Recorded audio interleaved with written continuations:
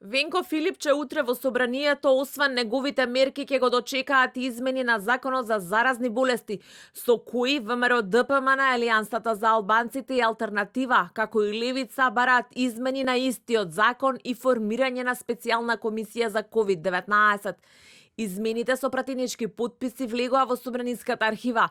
Од Советодавната комисија за заразни болести во Министерството за здравство членуваат членови од различни структури, односно сектори. Кај јавноста се појавува недоверба по однос на оваа комисија и она што се донесуваат како мерки, кои што во одредени моменти изгледаат нереални и не соодействуваат со самата состојба на терен.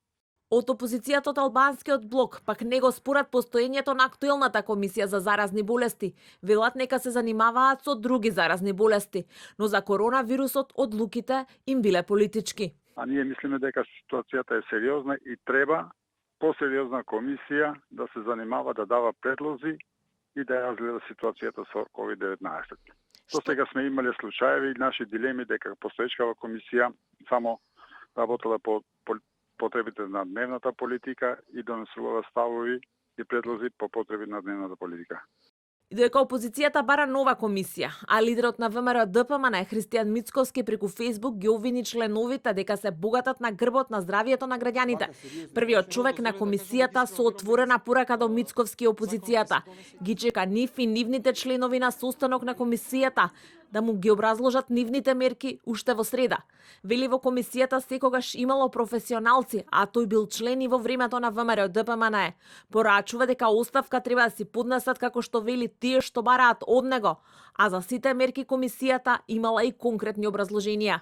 Сега, бидејќи тука најмногу ме чепна, овдека ме чепна, ја и мојата фамилија нити некогаш сме биле, нити ќе бидеме мафијаши, нити ќе бидеме корумпирани, поготово не се продаваме за ситни пари кои што некој не ги утурба.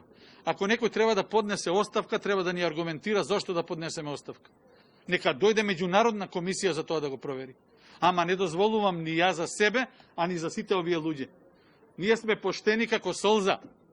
Законот пак со кој со амандманска интервенција на власта, маските на отворено ќе станат задолжителни, ќе се забрани групирање по 22 часот, одење на гости на повеќе од 4 лица во исто време, како и можност за хоспитализација на болни од COVID-19 во приватни клиники и зголемени ингеренции на владата околу мерките, утре конечно ќе биде на пленарна седница.